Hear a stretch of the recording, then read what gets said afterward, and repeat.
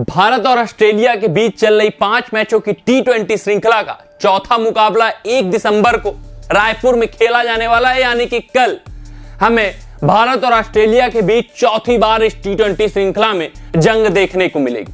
अगर हम इस श्रृंखला की बात करें तो यहां पर भारतीय टीम इस मुकाबले में जरूर इस श्रृंखला में 2-1 से जरूर आगे है, लेकिन तीसरे मुकाबले में ग्लेन मैक्सवेल की जानदार, शानदार, धमाकेदार, धुआंधार पारी की बदौलत ऑस्ट्रेलियन टीम ने जोरदार इस श्रृंखला में वापसी कर ली और मैक्सवेल ने जाते जाते भारतीय टीम को आगाह कर दिया है, चिता दिया है कि इस कंगारू टीम में दमखम है। ये इसी तरह से विश्व विजेता टीम नहीं साबित हुई है, ये पीछे रहकर आगे आना जानते हैं, गिर कर उठना जानते हैं, हार कर जीतना जानते हैं।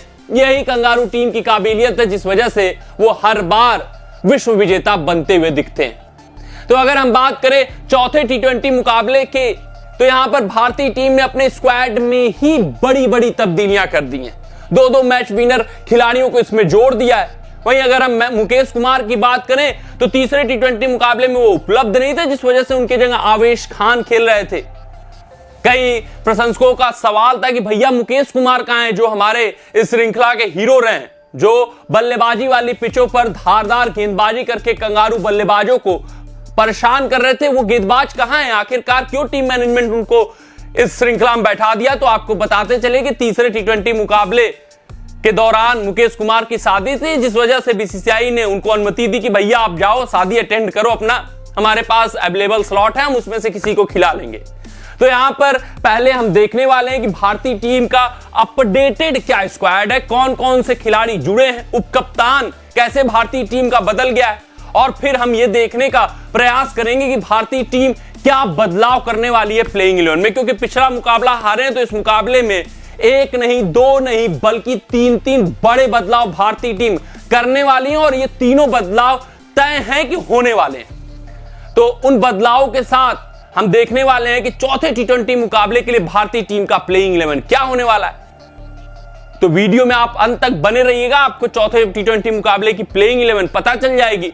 लेकिन इस वीडियो में आगे बढ़ने से पहले आप सभी व्यूअर्स से यही अनुरोध है, यही आग्रह कि भैया अगर आपको हमारे अपडेट्स पसंद आते हो तो वीडियो को लाइक कर दीजिएगा। अगर आप फेसबुक पेज या यूट्यूब चैनल पे देख रहे हैं, अगर फेसबुक पेज पे ये वीडियो हमारा देख रहे हैं तो हमारा फेसबुक पेज फॉलो कर लीजिएगा। यूट्यूब चैनल पर देख रहे हैं तो सब्सक्राइब का बटन दबा दीजिएगा, सब्सक्राइब हो जाएंगे। उसके अलावा चाहे आप यूट्यूब पे ये वीडियो देख रहे हो, चाहे फेसबुक पेज पे देख रहे हो, नोटिफिकेशन का बेल आइकन अगर आप प्रेस कर देंगे तो आप हमारे हर एक अपडेट से नोटिफाइड रहेंगे और कनेक्टेड हमसे बने रहेंगे। तो आइए अब देख लेते हैं भारतीय टीम का स्क्वाड क्या है चौथे T20 मुकाबले के लिए, ये टीम कैसे बदल गई और प्लेइंग 11 में क्यों बदलाव होने तय हैं, और 1 नहीं 2 नहीं 3 बदलाव कैसे इस प्लेइंग 11 में होने वाले हैं। सबसे पहले हम बदलावों की बात कर लेते हैं। तो यहां पर मुकेश कुमार की इस मुकाबले में एंट्री हो गई है, जो तीसरे मुकाबले के लिए उपलब्ध नहीं थे। फिर उसके बाद की बात करें तो तीसरे मुकाबले के दौरान ही दीपक चहर को इस स्क्वाड में जोड़ लिया गया था मुकेश कुमार के बैकअप के तौर पे।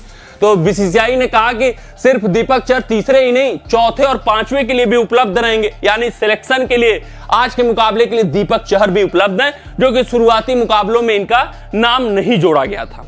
वहीं अगर अब बात करें तीसरे एडिशन की, तो यहां पर श्रेयस अय्यर भी इस मुकाबले के लिए उपलब्ध हैं, सिलेक्शन के लिए ये भी टीम से जुड़ गए हैं और खेलते हुए दिख सकते हैं। वहीं अगर हम बात करें उपकप्तानी की, तो पहले 3 मुकाबले में जो उपकप्तान थे वो आपके ऋतुराज गायकवाड़ थे। अब क्या हो गया, उपकप्तान बन गए श्रेयस अय्यर। यहाँ पे ऋतुराज गायकवाड़ का भी नाम इस स्क्वाड में शामिल कर लीजिएगा, आप मिसिंग है यहाँ पे, तो ऋतुराज गायकवाड़ भी यहाँ पर है। तो इस स्क्वाड में बल्लेबाजों की सूची में ऋतुराज गायकवाड़ भी है, उनका नाम मिसिंग है। तो यहाँ पर श्रेयस अय्यर उपकप्तान हो गए, ऋतुराज गायकवाड़ उपकप्तान नहीं है, ये ऋतुराज गायकवाड़ है। ये जो है 3 तब्दीलियां हुई है। एक तो दीपक चहर का एडिशन हुआ है, मुकेश कुमार तीसरे T20 में उपलब्ध नहीं थे, तो यहां पर खेलते हुए दिखेंगे। फिर अगर हम बात करें श्रेयस अय्यर, तो इनका भी खेलना तय है, ये भी स्क्वाड से जुड़ गए, बतौर उपकप्तान जुड़े हैं। और ऋतुराज गायकवाड़ जो बल्लेबाज हैं, पिछले 3 मुकाबलों में भारतीय टीम के उपकप्तान थे, वो यहां पर उपकप्तान नहीं रहेंगे। तो ये पूरे स्क्वाड की तब्दीलियां थी। अब बात कर लेते हैं हम लोग कि भैया अब बदलाव क्या क्या होने वाला है, क्या कॉम्बिनेशन होने वाला है। तो कॉम्बिनेशन वही रहने वाला है, 6 प्रॉपर बल्लेबाज, 5 प्रॉपर गेंदबाज, जिसमें से अगर हम बात करें तो दीपक चहर और अक्षर पटेल बतौर हरफनमौला खिलाड़ी खेलते हुए दिखेंगे। तो अगर हम भारतीय टीम की प्लेइंग 11 की बात करें और तब्दीलियों की बात करें तो गेंदबाजी विभाग में जिसका पत्ता कटता हुआ दिख रहा है पिछले मैच के मुकाबले, आवेश खान पहले नंबर पे, इनका पत्ता कट जाएगा। मुकेश कुमार से डायरेक्ट इनका स्वैप होगा, क्योंकि मुकेश कुमार ने बहुत ही प्रभावित किया है, बहुत ही बेहतरीन गेंदबाजी की है, खासकर कठिन परिस्थितियों में बेहतरीन यॉर्कर से एग्जीक्यूट करके दिखाता है उनमें क्या मादा है, क्या काबिलियत है, क्या हुनर है, और वो जरूर भारतीय टीम के प्लेइंग 11 में अपना जगह बनाते हुए दिख रहे हैं, जिस वजह से आवेश खान को इस मुकाबले में बाहर बैठना पड़ेगा। फिर अगर हम बात करें दूसरे खिलाड़ी की जिसकी छटैया हो रही है, वो है प्रसिद्ध कृष्णा। बहुत ही बुरी तरीके से ये पिटे हैं इस पूरे श्रृंखला में। पिछले मैच में 19 रन लास्ट ओवर में डिफेंड करने थे, वो भी ये डिफेंड न कर पाए और 4 ओवरों में 68 रन खर्च कर डाले। तो आप समझ सकते हैं कि अगर कोई बॉलर T20 मुकाबलों में 4 ओवरों में 70 के करीब खर्च कर देता है तो उसका फॉर्म कैसा है। सिर्फ इसी मुकाबले में नहीं, पिछले इसके अलावा 2 और मुकाबलों में जब भी कंगारू टीम को किसी गेंदबाज को टारगेट करना था तो वो प्रसिद्ध कृष्णा ही थे। प्रसिद्ध कृष्णा एक लाइन लेंथ पर गेंदबाजी नहीं कर पा रहे हैं, ऊपर से ये ब्लफ करने का प्रयास कर रहे हैं और उसका फायदा बल्लेबाजों को हो रहा है, इनको नहीं हो पा रहा है, जिस वजह से प्रसिद्ध कृष्णा की छटनी तय।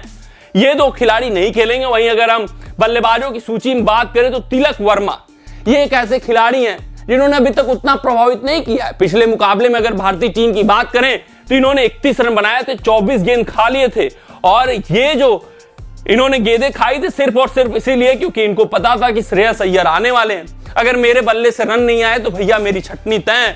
और रन आने के बावजूद जिस स्लो स्ट्राइक रेट से इन्होंने रन बनाया है, जिस लो कॉन्फिडेंस में दिख रहे हैं, तिलक वर्मा की छटैया होगी, क्योंकि आप ईशान किशन को बाहर नहीं कर सकते, फॉर्म में है। ऋतुराज गायकवाड़ ने पिछले मैच में ताबड़तोड़ अंदाज में 7 की पारी खेल दी है, तो उनको बाहर नहीं कर सकते। फिर उसके बाद यशस्वी जायसवाल काफी तूफानी अंदाज में और जिस टेम्पलेट की बात हो रही है उस टेम्पलेट में बल्लेबाजी कर रहे हैं, तो उनको भी आप बाहर नहीं कर सकते। तो जिस बल्लेबाज को आप बाहर कर सकते हैं, श्रेयस अय्यर को क्या खेलना तय है, क्योंकि वर्ल्ड कप में शानदार फॉर्म में थे, जानदार फॉर्म में थे, 7 की पारियां खेली थी। तो श्रेयस अय्यर का तो जगह तय है, उपकप्तान के तौर पे इस टीम में वो खेल रहे हैं, तो खेलेंगे ही खेलेंगे, जिस कारण तिलक वर्मा एक ऐसे विकल्प होते हैं जिनको बाहर बैठाया जाने वाला है और वो यही बाहर बैठाए जाएंगे, क्योंकि इनका फॉर्म भी उतना अच्छा नहीं रहा है, बल्ले से रन नहीं बने इस श्रृंखला में। तो ये जो 3 आपके खेलने वाले खिलाड़ी थे पिछले मुकाबले में, जिसकी हम चर्चा वीडियो की शुरुआत में कर रहे थे कि 1 नहीं 2 नहीं बल्कि 3-3 खिलाड़ियोयों को बैठना पड़ सकता है, वो आवेश खान है, प्रसिद्ध कृष्णा है और तिलक वर्मा है। वहीं जो खिलाड़ी खेलते हुए दिखेंगे इनके जगह एक मुकेश कुमार की डायरेक्ट एंट्री होगी, दीपक चहर यहां पर खेलते हुए दिखेंगे, अपने अनुभव का प्रयोग करेंगे, और श्रेयस अय्यर ये खेलेंगे तिलक वर्मा की जगह। बाकी का जो प्लेइंग 11 होने वाला है उसमें कोई बदलाव नहीं होगा। वाशिंगटन सुंदर अभी भी बेंच पर बैठे रहेंगे। अगर ये मुकाबला भारत जीत जाती है तो फिर इनके ऊपर सोचा जा सकता है। शिवम दुबे को भी अभी मौका मिलने का कोई चांस नहीं है। गेंदबाजी विभाग में हमने देख ही लिया कि आवेश खान और प्रसिद्ध कृष्णा बैठेंगे। इनके अलावा अगर हम बात करें तो जितेश शर्मा को भी अभी बैठना पड़ेगा, अपने मौके का इंतजार करना पड़ेगा, और तिलक वर्मा की छुट्टी हो ही रही है। तो आपने देख लिया कि किन किन खिलाड़ियों की यहां पर इस स्क्वाड से छटैया हुई है। आवेश खान, प्रसिद्ध कृष्णा, तिलक वर्मा, जितेश शर्मा, शिवम दुबे, वाशिंगटन सुंदर।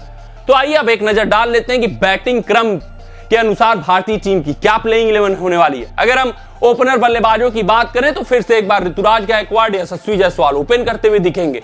अगर हम बात करें नंबर 3 पर तो ईशान किशन, नंबर 4 पर सूर्या या श्रेयस अय्यर, जिसका सबसे ज्यादा चांस है वो श्रेयस अय्यर होंगे। 5 पे सूर्य कुमार यादव, 6 पे रिंकू सिंह, 7 पे आपके चले जाएंगे अक्षर पटेल, 8 पे दीपक चहर, 9 पे रवि बिश्नोई, 10 पे मुकेश कुमार और 11 पे अर्शदीप सिंह।